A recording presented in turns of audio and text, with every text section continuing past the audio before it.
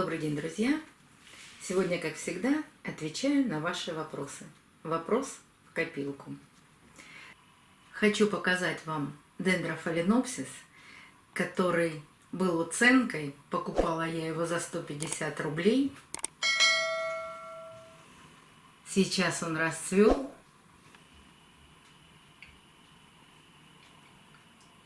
Еще одна уценка, будем знать, какого цвета цветочки.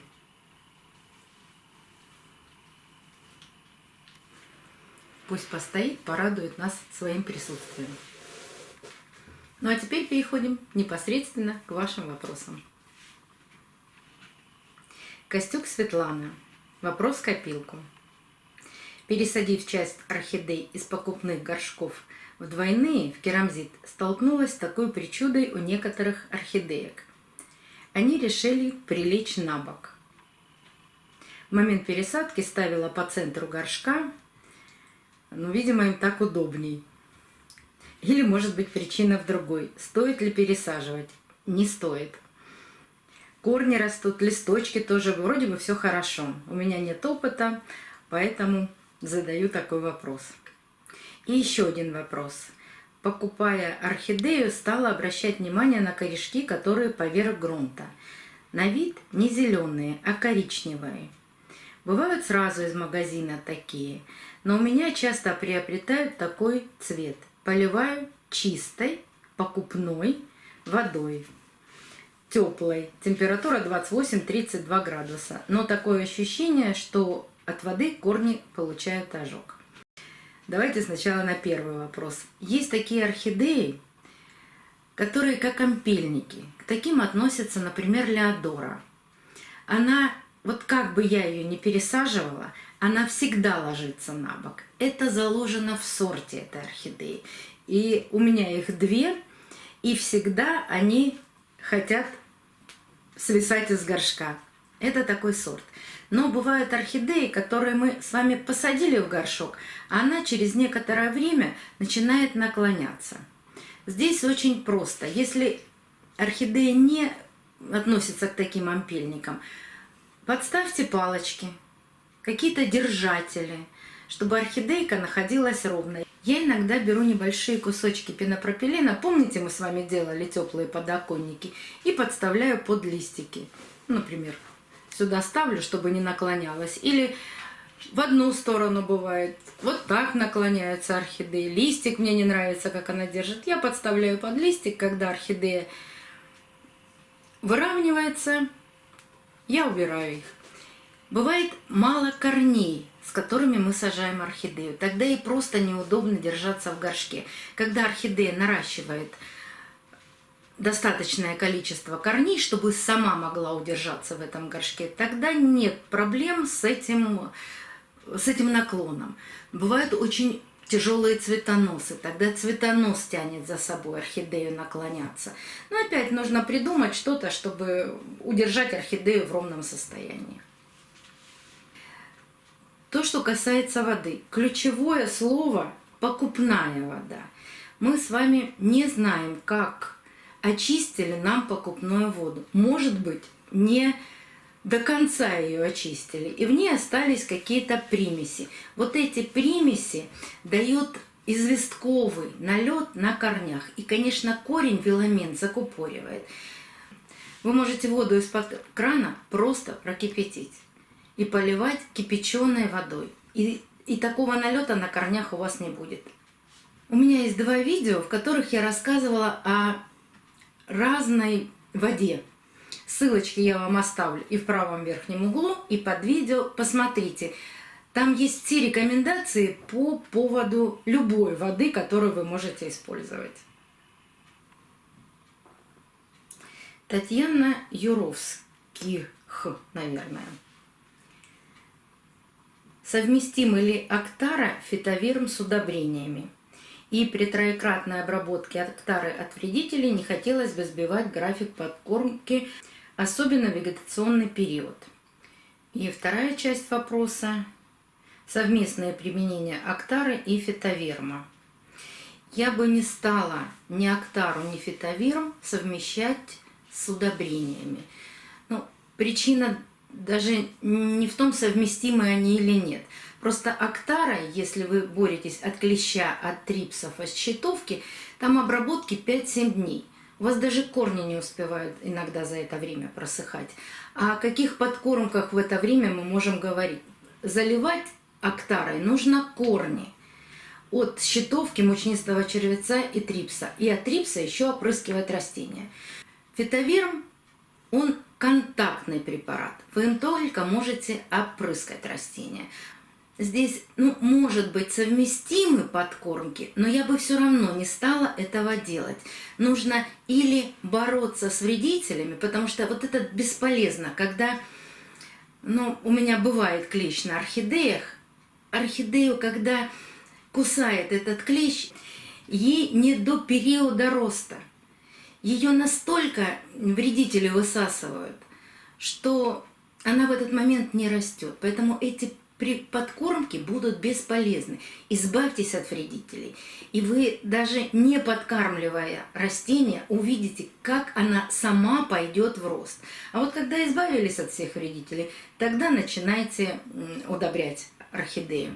И я бы не совмещала актару с фитовирмом, потому что если вы боретесь от трипса, нужно обязательно опрыскивать растения. И как вы будете это делать? День одно, день другое.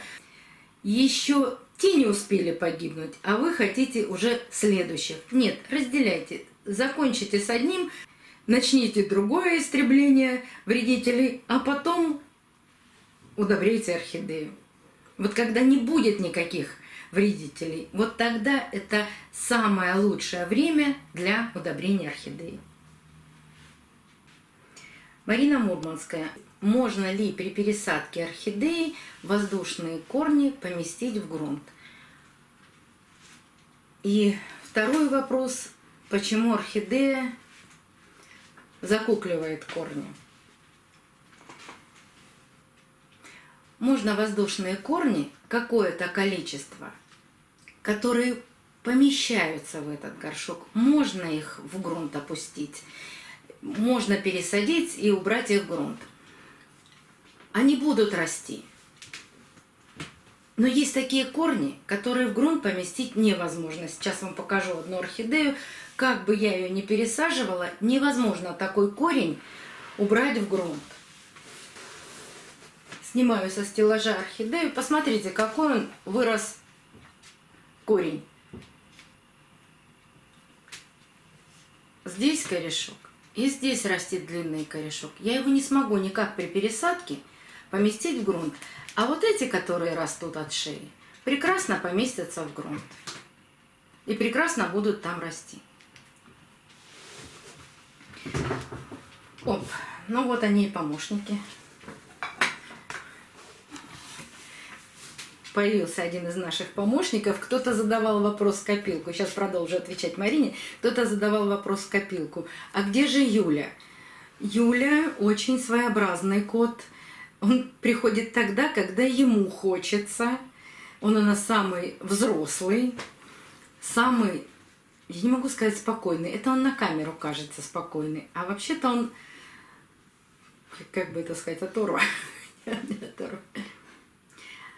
А самый активный кот прыгает выше всех, дальше всех и приходит, знаете, как кот, который гуляет сам по себе, приходит тогда, когда ему хочется. Пригласить его на съемку невозможно.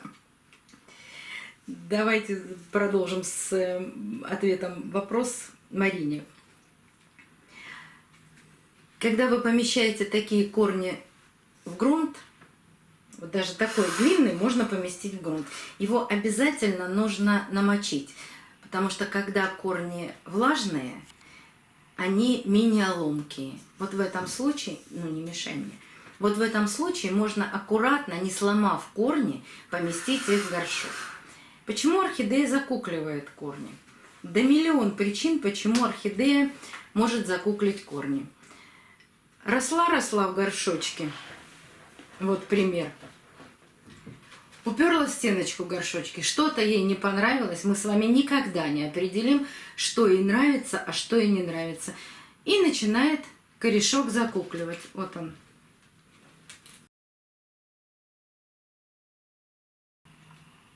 Вот корешок закуклился. Вот другой пример.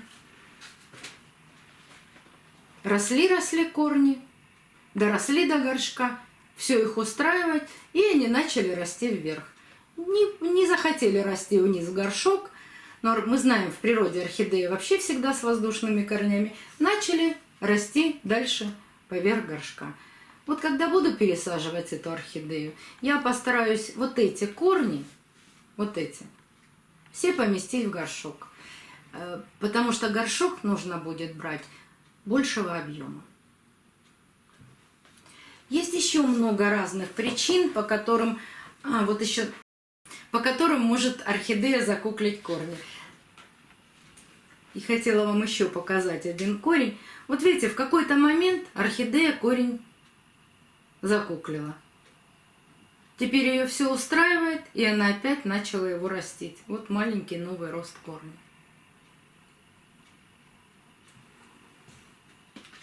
Но это все хорошие причины. Бывают и плохие. Наблюдайте за корнями своих орхидей. Может быть, что-то с самой орхидеей не в порядке. Внимательно просмотрите орхидею. Все от шеи, горшок внимательно осмотрите. Если все в порядке, нет никаких видимых причин, ни пятен на шее, ничего. Но орхидея как хочет с корнями, так и поступает. Надежда Целькова. Елена, в каком-то ролике вы упоминаете, что пользуетесь фитоловином. Я не нашла более подробной информации, когда и как. Я раньше часто пользовалась фитоловином, теперь нашла, но для меня более удобным пользоваться привикуром. Фитоловин более слабый. Это биологический фунгицид. Он с антибиотиком, поэтому у него такое, знаете, слабое действие. В больших каких-то проблемах он не помогает. И если я им сейчас пользуюсь, есть вот такой фитоловин и вот такой у меня есть фитоловин. Кстати, кто-то писал, и я спрашивала в магазине.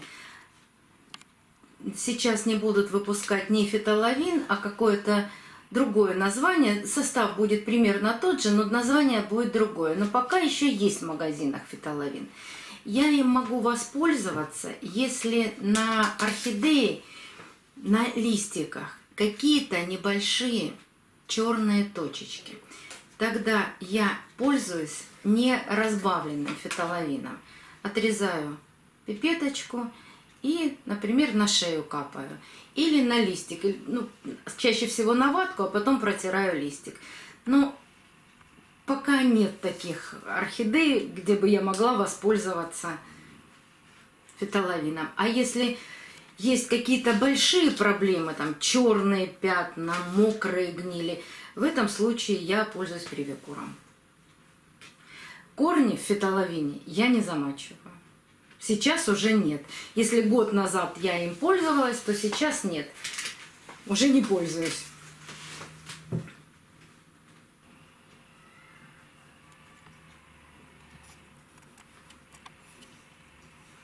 Лидия Поддубная живет в Петербурге. У них сейчас плюс 35 и влажность 40%. Я думаю, что у вас недолго будет такая погода. Ну, по крайней мере, не 3 месяца, как у нас. Она спрашивает, у нее фаленопсисы наращивают огромные листья. Лидия, это очень хорошо, что у вас ваши цветы наращивают огромные листья. Не перекормила ли она их, потому что она пользуется обойскими удобрениями 18, 18, 18. Нет, вы никогда не перекормите орхидею. Орхидея из удобрения возьмет столько, сколько ей нужно. И по этой причине я никогда не делаю меньшую концентрацию удобрения. Теми удобрениями, которыми мы пользуемся, они для бытового использования, и они и так с заниженной концентрацией. Поэтому не волнуйтесь, это просто означает, что ваши орхидеи здоровы, поэтому они хорошо растут и растят большие листья. А может быть, это и сорт такой. Вот у меня есть орхидея, я скоро вам ее покажу. Она прекрасно расцвела. Это желтая интрига. У нее цветочки маленькие, 5 сантиметров, но зато листья как лопухи растут. зависит еще и от сорта орхидеи. Бывает так, что вот такой огромный цветок, а листики вот такие маленькие. А бывает вот такой цветочек, а листики как лопухи. И от сорта зависит. Так что не перекормили вы свои орхидеи. Все с ними будет великолепно. Растут большие красивые листья. Отлично. Анна Оленина. У меня в жару гниет шея. И еще бактериалка на листиках бывает. Приходится обрезать. Что я не так делаю? Если в жару гниет шея, это однозначно у вас большая влага в горшке. То есть вы их заливаете. Вы не даете орхидее просохнуть. Вполне возможно, что у вас очень влагоемкий грунт. Если у вас кора, а вы поливаете замачиванием в такую жару, то очень долго будут просыхать орхидеи. Поэтому и гниют. Если кора и жарко, поливайте по краю горшка. Орхидея лучше перенесет жару с сухими корнями. Ну, не совсем сухими, но с меньшим поливом. Тогда не будет гнили. А то, что касается бактериалки на листиках, только что сказала, что можно протирать бактериалку фитоловином. Можно также использовать привикур. Причем привикур лучше поливом. Лучше замочить корни в привикуре. Потом, конечно, хорошо их просушить. Потому что привикур – системный препарат. Он будет разноситься по всему растению. И он вылечит. А то, что вы обрезаете листики, вы отнимаете у своей орхидеи жизнь. Потому что в листиках фаленопсисы накапливают нужные для себя микро- и макроэлементы. Наталья Боярова из Магнитогорска. Ей сотрудница отдала в добрые руки старый запущенный фаленопсис. Она состоит из двух частей. Материнское растение, на котором не осталось листьев, выглядит как пенек, но с корнями не очень хорошими. И вместе с ним довольно взрослая детка, которая не раз цвела. Вам нужно отделить детку от материнского растения, и если у детки хорошие корни, посадите ее, раз она уже не раз цвела, она уже взрослое растение, это не детка. Посадите, аккуратно поливайте, дайте ей возможность эти корни, которые у нее есть, и скорее всего они воздушные, если эти корни уходили в грунт, это отлично. Аккуратно разбирайте, сажайте и поливайте по мере просыхания. Дайте ей возможность в новом грунте начать расти эти корни. А маму, я не думаю, что из этого пенька что-то у вас получится. Потратите время, если мама тоже долго цвела, у нее просто не осталось цветовых почек. А еще и корни не очень хорошие. Такие пеньки дают детки, когда остаются хорошие корни. Но если не листиков, засохший пенек, не мучайтесь. Для эксперимента вы можете это оставить, но вы потратите массу времени, и если маму разберете, то, посадив ее снова, это 99%, что ничего не получится. Мама без листиков не примет, может не принять посадку. Поэтому оставьте взрослое растение, может быть, она вам тоже даст детку. А еще зацветет и порадует вас своим цветением. Ольга Оленева. От нее будет несколько вопросов, я точно знаю. Там есть еще от нее вопросы. Я пропустила один, по-моему, из ее вопросов, поэтому сейчас отвечу. Но здесь она спрашивает. Новая орхидея болтается в горшке. Можно ли обрезать цветонос? Живой цветонос, не полностью закрепить ее палочкой для устойчивости.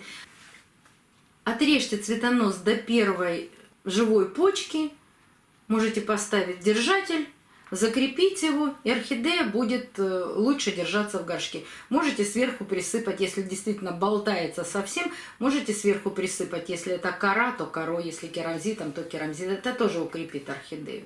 Конечно, можно.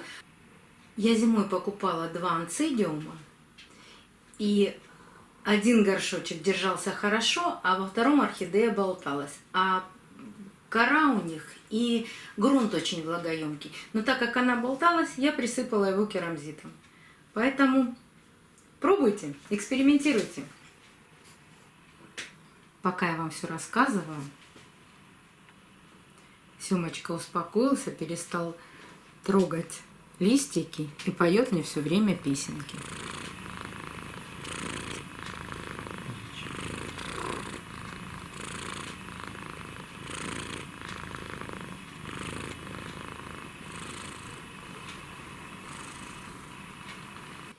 Дина Измаилова. Досталась мне в начале июня орхидея из магазина, еще с наклейкой с 8 марта. Бесплатно отдали. На дачу только приехали. Обработала зеленым мылом листья, обрезала цветонос по первую почку. Стояла 3 недели, пробудила почку, толстую довольно-таки. Потом привезла ее домой и через сутки удобряла. Подумала, что в магазине вряд ли ее кто удобрял за эти 3 месяца. Сейчас листик начал желтеть, и раскукленных корней вообще нет. Продолжать ее удобрять или нет? Дина, ну вы сами, наверное, ответили на свой вопрос. Вы первый раз привезли орхидею на дачу. За 3 недели она только приняла то место, где она стояла, и начала расти. Видимо, ее там все устраивало. В этот момент она настроилась на тот свет, который из окна, на ту природу, погоду, где она стоит. И ее вроде бы все устроило, и она начала растить вот эту почку. Может, на ней была бы детка. Если очень толстая, вполне возможно, что это детка. И тут вы ей устроили стресс. Через 3 недели вы ее вдруг перевезли в квартиру, в другое место. Ей опять нужен период адаптации. А в период адаптации мы не поливаем орхидеи никакими удобрениями.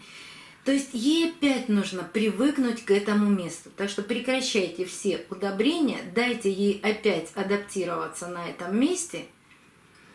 Она даже вам сейчас эту почку может остановить рост. Ну вот опять у нее поменялась жизнь с ног на голову. Поэтому дайте ей опять покой. Когда орхидея адаптируется, она опять начнет растить корни. То есть не устраивайте ей стресс каждые 3 недели. Если опять поедете на дачу, оставьте ее дома. Светлана Сенкевич. Подскажите, пожалуйста, почему так происходит? Орхидея куплена 2 месяца назад, не пересажена. Грунт влагоемкий, поливаю по краю горшка. Ближе к моменту полива листики слегка теряют тургор. После полива у верхней пары и у самой нижней тургор восстанавливается. А вот 2 средние пары листьев постоянно остаются мягкими. И второй вопрос. Когда можно начинать удобрять отцветшую магазинную орхидею через 3 месяца после покупки? Вот понятие тургор листьев, оно для каждой орхидеи разное. Давайте достану еще одну орхидею. Эту поставлю на место, а одну... Я прямо с полки снимаю орхидеи, поэтому и буду вам их показывать. Когда мы приносим орхидею из магазина, она находится в пакете, и у нее все листья поддерживаются этим пакетом. Когда мы снимаем, орхидея раскидывает свои листья по разные стороны.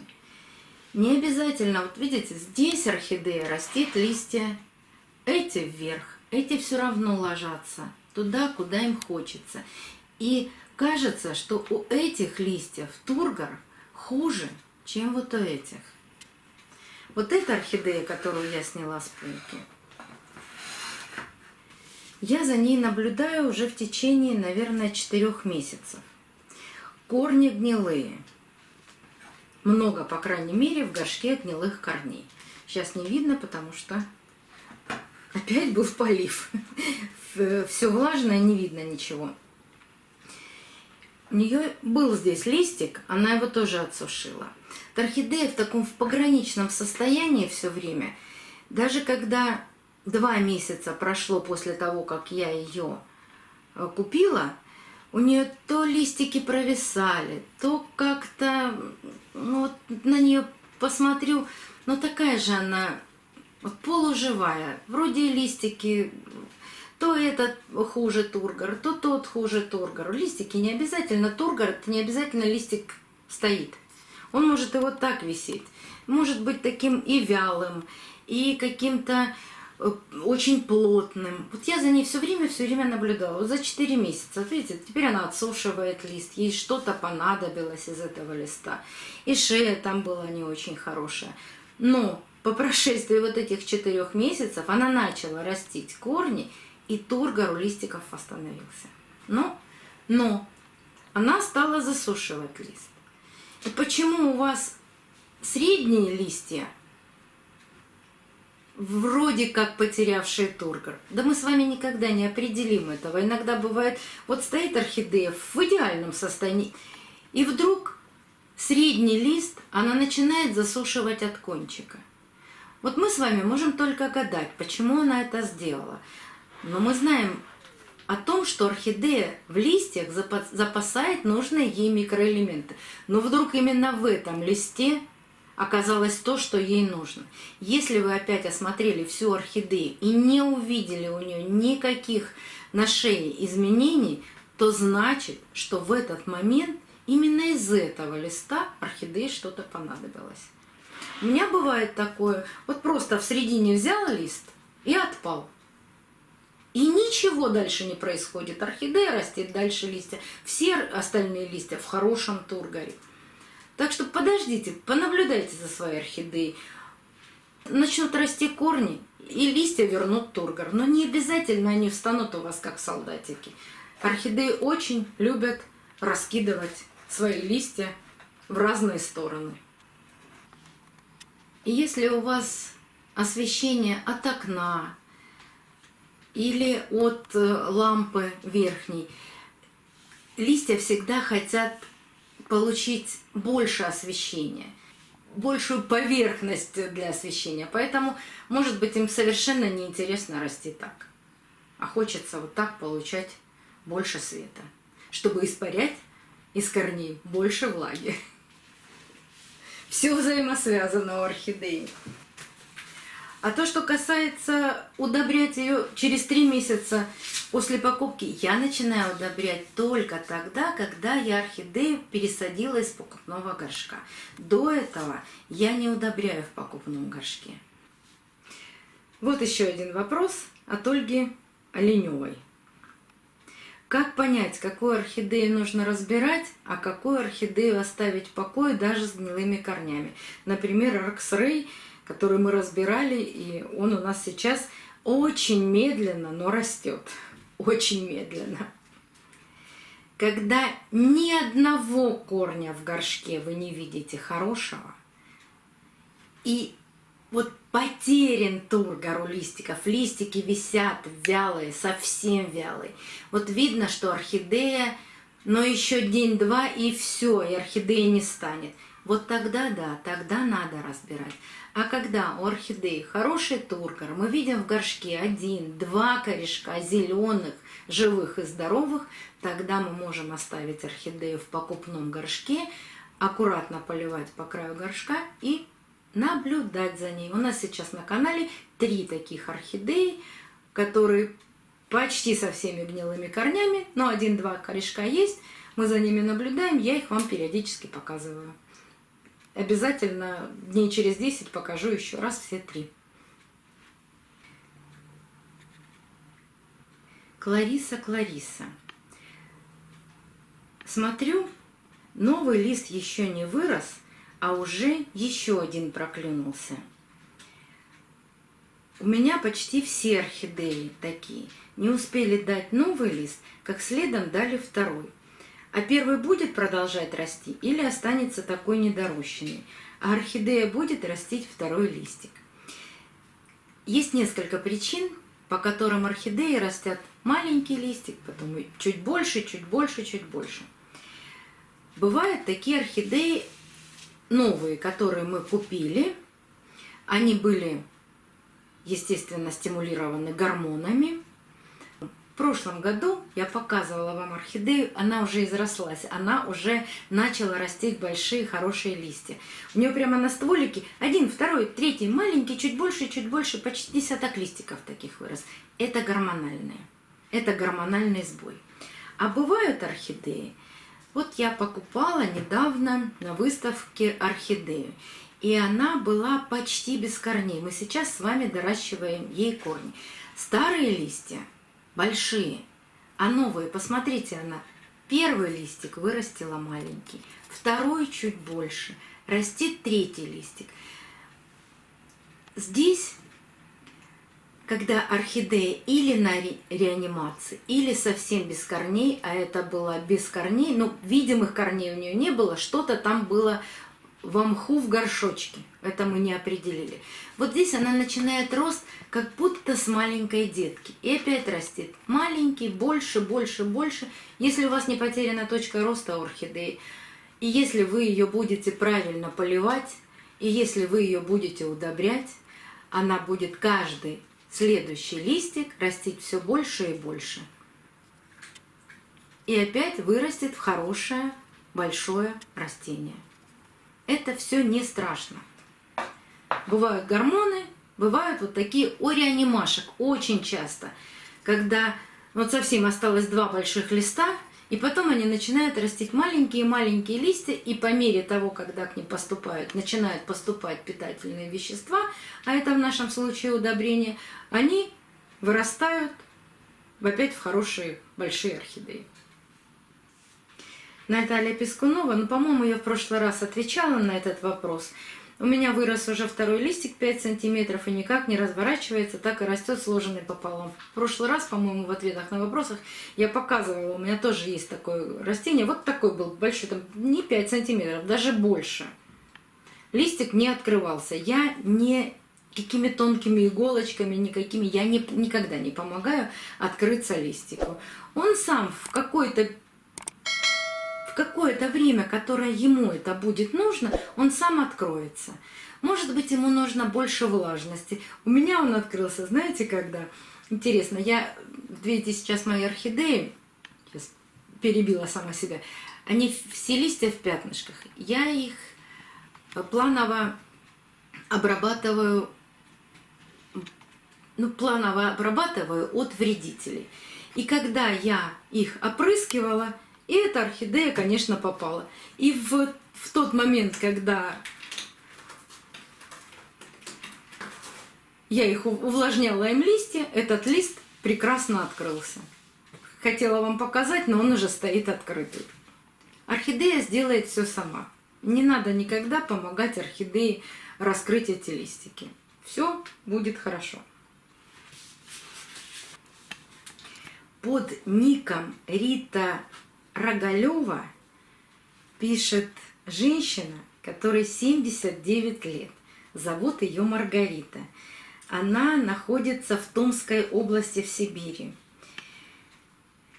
И у нее такой вопрос: нет доступных средств для обработки орхидей. Невозможно там, например, в области купить каких-то вот тех удобрений, о которых я говорю. Она говорит, у нас только есть аскорутин, чесночная вода, борная кислота и агрикола для цветов. Но борная кислота, аскорутин, чесночная вода, я не пользуюсь этим ничем. Потому что аскорутин – это кислота, чесночная вода, я рассказывала, что это привлечение для подур, борная кислота. Обо всем этом есть видео, ссылочки я оставлю обязательно. А вот агрикола для цветов – это прекрасное удобрение. Если, вряд ли в Томской, хотя все может быть в Томской области, дай бог, чтобы у вас не завелись ни клещи, ни трипсы, ничего, кроме... Там на подур вообще не обращайте внимания и не поливайте чесночной водой, потому что тогда точно будут подуры. Это для них шоколадка. А вот агриколой для цветов удобряйте. И будут ваши растения откликнуться на удобрение и будут цвести и расти прекрасно. А если есть какие-то родственники, знакомые, которые могут поехать куда-то в центр, покажите им, расскажите, картинки какие-нибудь. Ну вот я же в видео показываю препараты. Дайте им картинку, скажите, чтобы посмотрели, дайте им название хотя бы. Может быть, они вам что-то и привезут. Потому что обычно, ну, в каких-то больших магазинах, даже в тех же Ашанах, ну может быть, кто-то поехать в областной центр, они вам что-нибудь обязательно оттуда привезут. И будет у вас все, о чем я говорю. И кажется, ей еще кажется, что листья сохнут. Будете удобрять, вот агриколой удобряйте, а будете наблюдать за своими орхидеями, поливать по мере просушки корней, хорошо им дать напитать корни. Вот будете соблюдать эти правила, потому что листики орхидеи истончаться могут от даже и терять тургор от чрезмерного полива. Вот здесь нужно понять эту средину золотую. Поливайте вашу орхидею правильно. Когда корни становятся в горшке вот такого серебристого цвета, тогда нужно делать полив орхидей. А листья могут истончаться из-за нехватки именно удобрений, микроэлементов. Поливайте агриколой.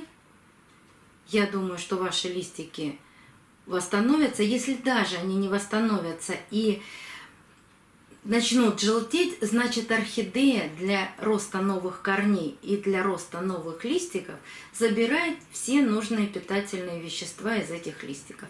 Но будете поливать с удобрением, следующие листики будут расти замечательные, крупные, упругие.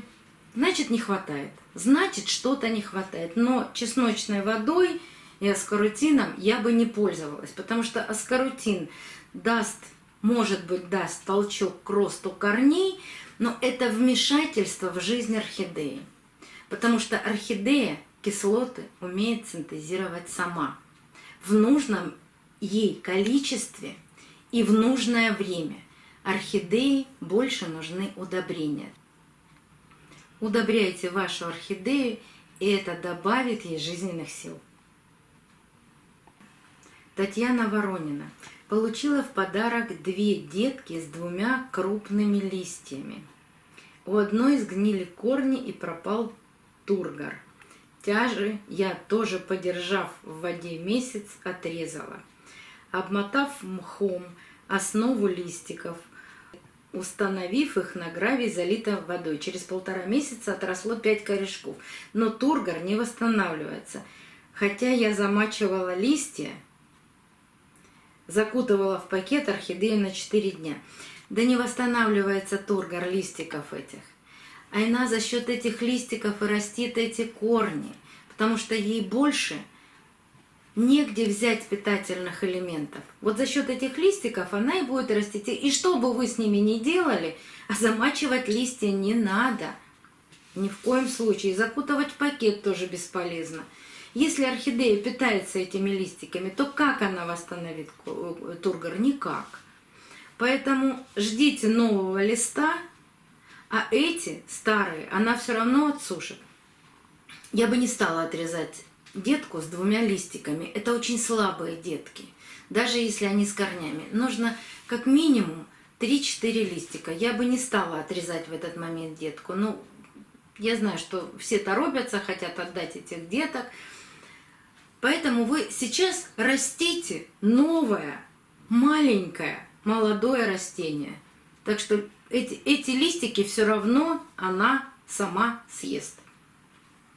И никак вы их тургор не восстановите. Ксения задает примерно тот же вопрос. Тургор упал до необратимого состояния, зато новый листик растет красивым и упругим. Орхидея имеет 1 воздушный корень, только недавно начал расти новый. Стоит в тепличке в моховом гнезде на постоянной основе.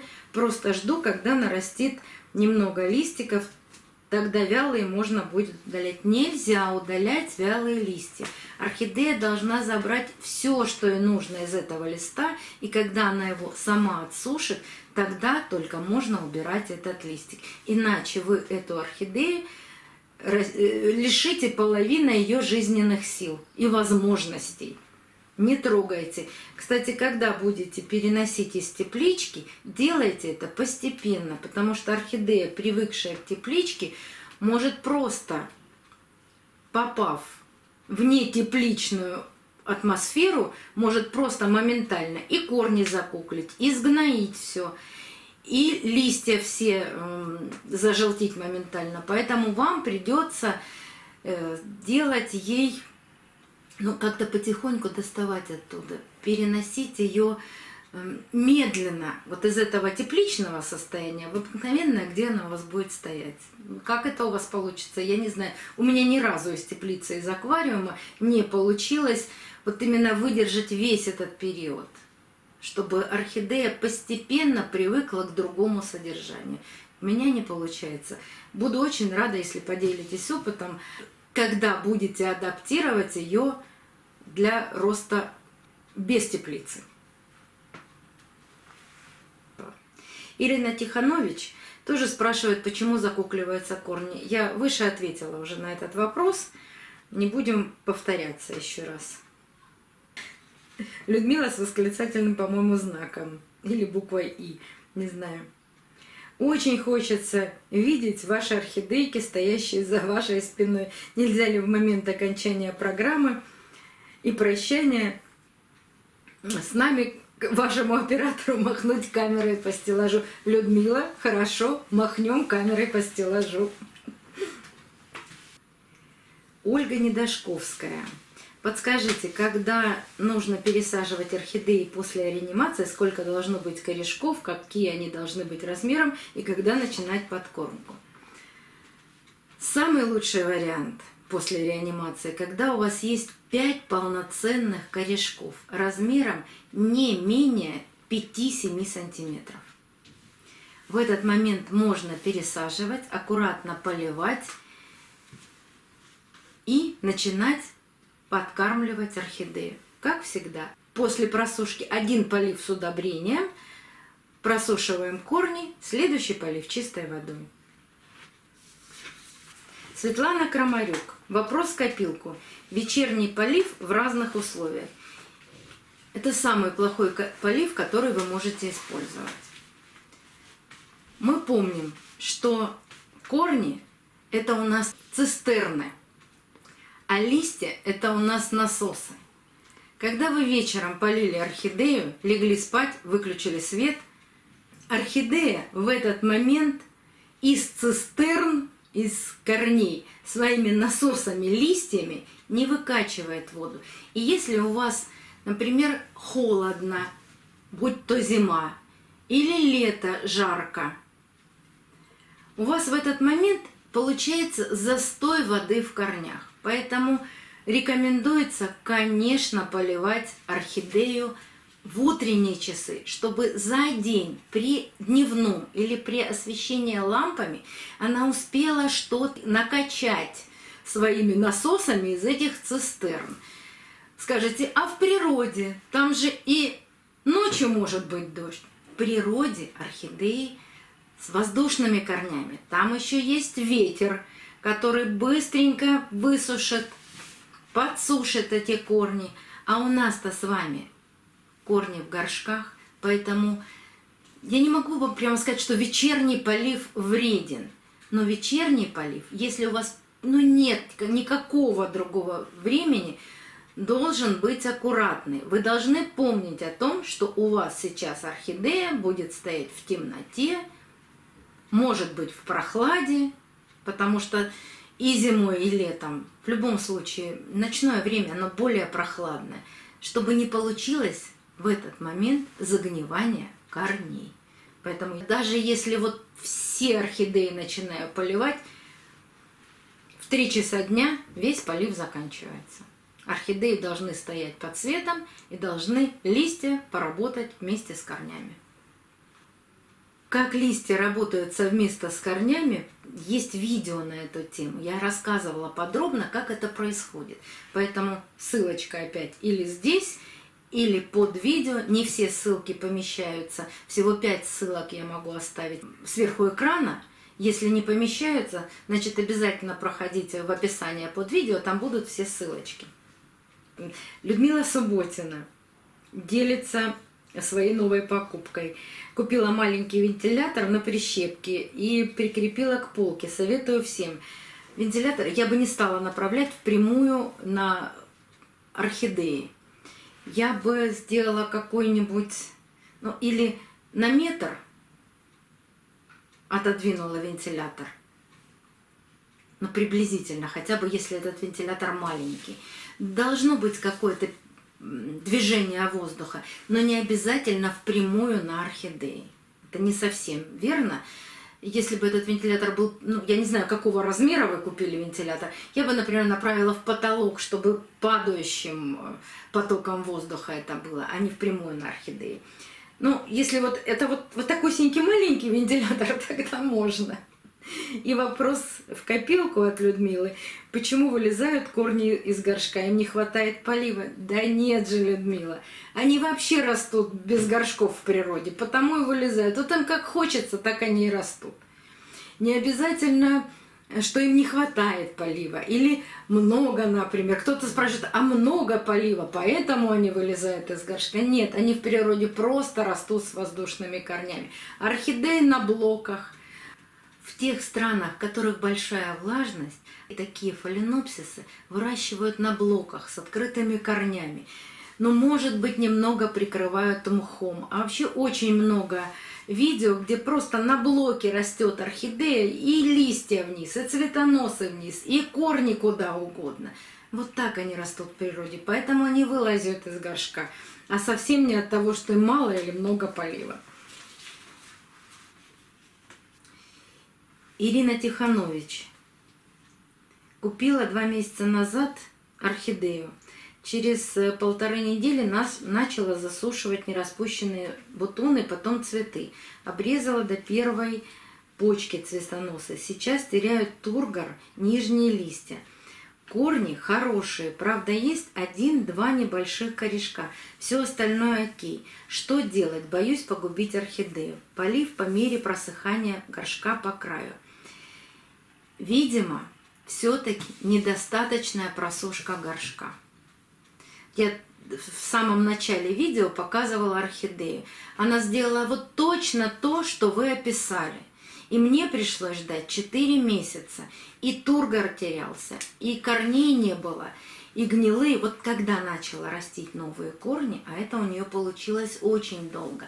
Единственное, что я сделала, осмотрите внимательно, очень внимательно свою орхидею, чтобы у нее на шее не было никаких ни черных пятен, ни мокрых пятен. Вот эта орхидея, которую я показывала, на ней на шее было черное пятно. Я его намазала неразбавленным Максимом.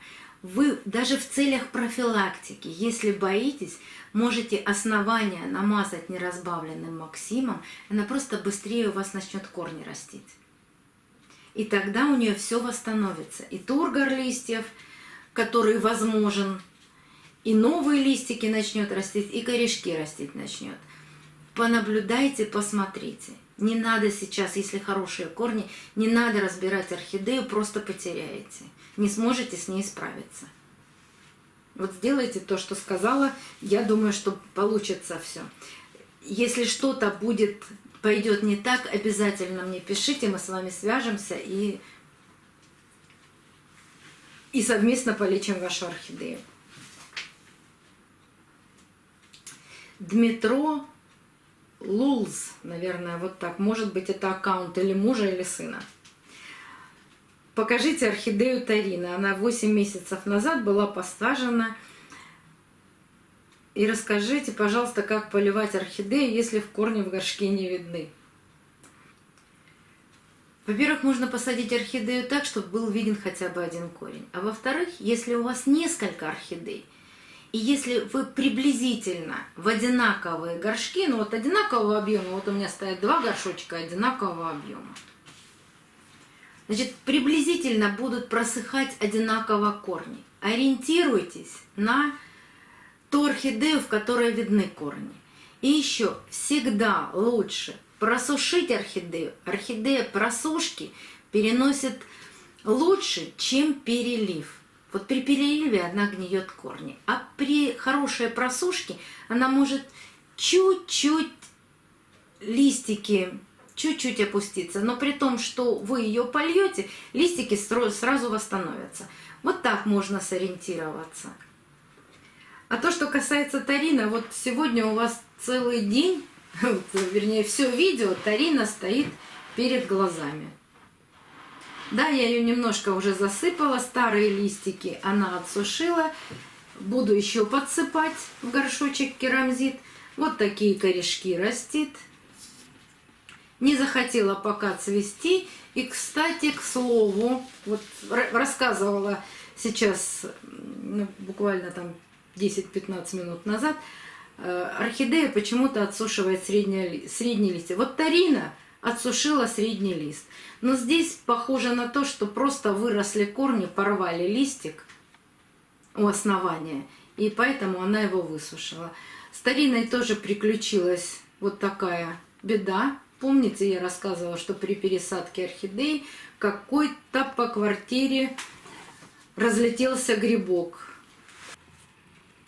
Вот у тарина черные пятнышки от этого грибка, но так как я сразу все орхидеи, которые были с такими черными пятнышками, обработала привикуром, пятнышки остались. После этого тарина вырастила новый лист, и показался еще один маленький листочек. Пока не хочет цвести, видите, наращивает корни и растит листья. Ну пусть порастет. Может, к зиме зацветет. И еще, Дмитро, вы мне задавали вопрос, ну, примерно он у меня получился на пол-листа. Давайте с вами свяжемся, потому что это не вопрос в копилку. На него можно отвечать и час, и больше. Нужно разобраться с орхидеей и желательно увидеть орхидею. Я вам под этим большим вопросом оставила свой комментарий. Посмотрите, пожалуйста. Яна Фролова задает много вопросов, сразу много вопросов. Как правильно отделить детку с минимальным стрессом? Почему у орхидей бывает разная форма листьев? И пауки на орхидеях. Она увидела при покупке паутинку на грунте и потом нашла паучка. Так, то, что касается мамы с детками. Я бы отделяла детку тогда, когда у нее 5-6 хороших больших корешков, минимум 10 сантиметров для детки. И минимум 4-5 листиков.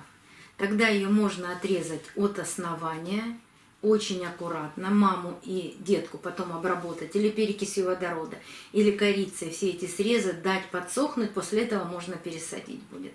Но мне последнее время не нравится отделять деток от мам. Мне хочется, чтобы они росли, вот даже то, что я показывала под этим видео, а я показывала СМЭ, там и мама, и 2 детки. Мне хочется пересадить в больший горшок, и пусть они растут все вместе. Мама со временем погибнет, и я ее просто уберу. И при следующей пересадке я оставлю 2 деток. А может, эти детки тоже дадут деток. Представляете, мы сделаем с вами СМЭ в большом горшке, и зацветет она там 10 цветоносами. Это же красота будет. Часто очень делают групповые посадки, а групповые посадки там разных орхидей или одинаковых орхидей. А здесь нам природа дала возможность этой групповой посадки и не делать. Они прекрасно растут. Даже в этом горшке им уже мало места этим корням. Поэтому я думаю, что я скоро ее пересажу в больший горшок. А форма листьев у орхидей, ну, разные гибриды. Сейчас же у нас это не природники, это гибриды. Родители могут быть разные. Родители есть с узкими листьями, есть с круглыми листьями. Что-то может, вот один родитель такой, другой такой. Третий лист может какой-то другой формы вырасти. Это все гибридизация. И сорта растений. Например, у сапфирчика, у него маленькие тонкие листики, такие длинненькие.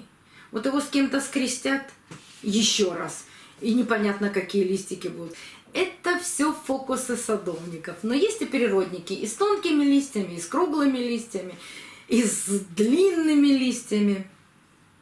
Здесь как получится. А есть же листики и в крапинку, как, например, у наших парфюмерных фабрик. Это тоже гибридизация.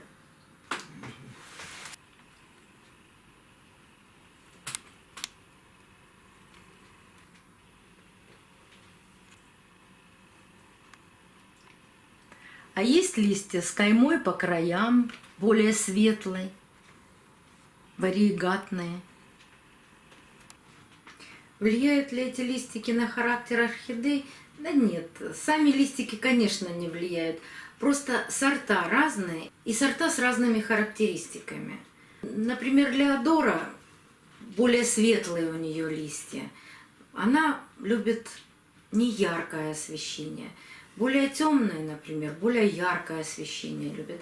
Есть небольшие нюансы, но так прямо сильно на характер орхидеи это не влияет. Ну, по крайней мере, те орхидеи, которые мы покупаем в сетевых магазинах.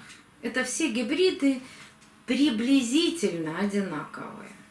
Я имею в виду не новомодные орхидеи. Вот я недавно вам рассказывала про Будду, потом еще была Джена, вот эти неустойчивые сорта.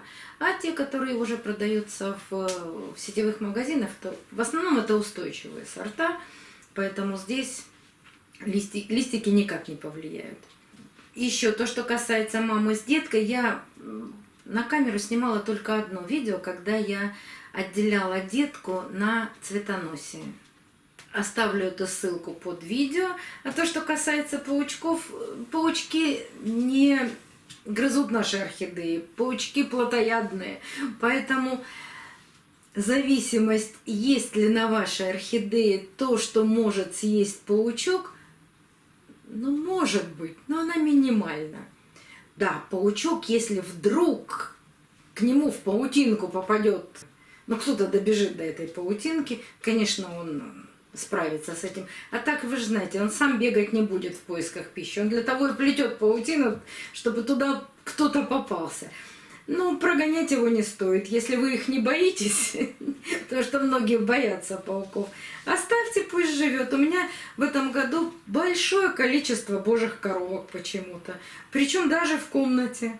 Не знаю, откуда они залетают, но все время нахожу на орхидеях божьих коровок. А божьи коровки питаются тлей, но тли нет.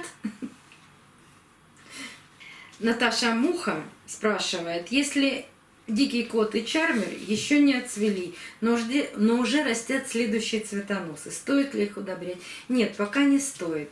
Если это не домашнее цветение, а покупное, то, как я всегда говорю, это она выпускает цветоносы на старых дрожжах. То есть от того, что их кормили гормонами. Причем цветение будет не обильным. Будет 3-4 цветочка. Так что пусть выпускают, когда закончат свое цветение, тогда и будете удобрять.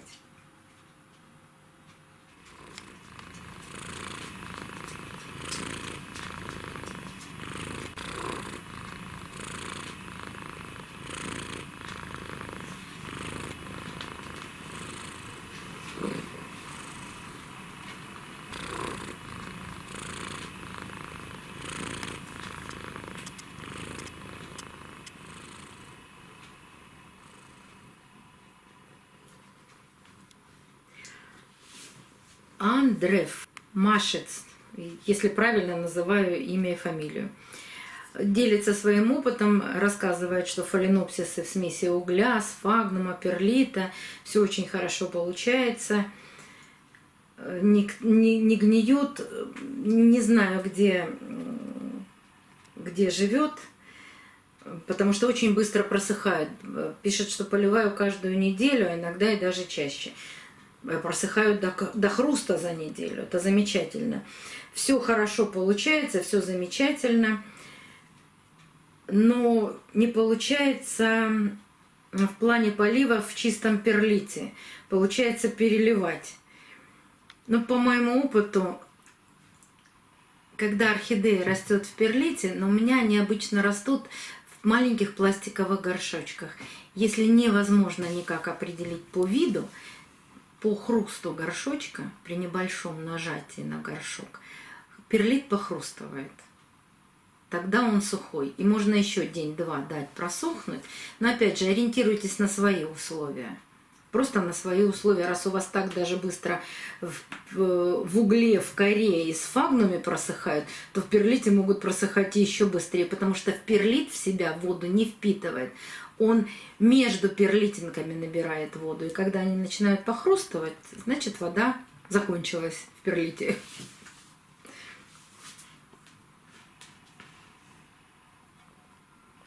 Наталья Ф. Будьте добры, расскажите подробнее о стеллаже для орхидей в вашей квартире. Очень нравится и размеры полок, и расстояние между освещением. Я уже отвечала на этот вопрос. На этот вопрос ответить невозможно, потому что каждый стеллаж делается по габаритам своей квартиры, по габаритам горшков. Единственное, что можно сказать о расстоянии и об освещении полок. Вот как вам нужно, так померяйте полки и сделайте. Это каждое крепление продается отдельно. Мы покупали каждую деталь отдельно в Леруа. Поэтому если у вас есть Леруа, то зайдите в отдел, где вот рядом продаются у нас и стойки, и вот эти все крепления. Причем они здесь разные, там наверху разные. Но это невозможно рассказать. Это 2 часа нужно рассказывать и показывать, как они крепятся, что они из себя представляют. А вот расстояние между полками, все расстояния отмерены и сделаны так, чтобы на листики орхидеи приходило определенное освещение. Причем полки можно сделать выше, ниже. Если мне нужно здесь будет большее расстояние, я вот эти полки опущу чуть ниже. И также лампы сделаны так, что их можно на сантиметров 10 опускать. Но опять же, этим занимался муж. Я просто сказала ему и рассказала, что я хочу от полок, как у меня должны выглядеть цветы на полках, чтобы помещалось 2 горшка, то есть 2 яруса. Один стоит к стенке, другой стоит ближе сюда. Чтобы помещались самый большой горшок, 2 самых больших горшка, чтобы мне было удобно поставить на полки эти горшки. Вот он все сделал по моим требованиям. У каждого свои требования к полкам. Поэтому объяснить это все невозможно. Лампы обыкновенные, светодиодные, не специальные, не фитолампы. Обыкновенные светодиодные лампы тоже продаются в Леруа. Холодного свечения. То есть это как бы ближе к голубому. Есть желтые такие, вот знаете, желтый яркий свет. А это свет уходит в голубой такой оттенок. Вот муж мне сейчас подсказывает, что 4200 Кельвин. Марина, у нее 2 вопроса.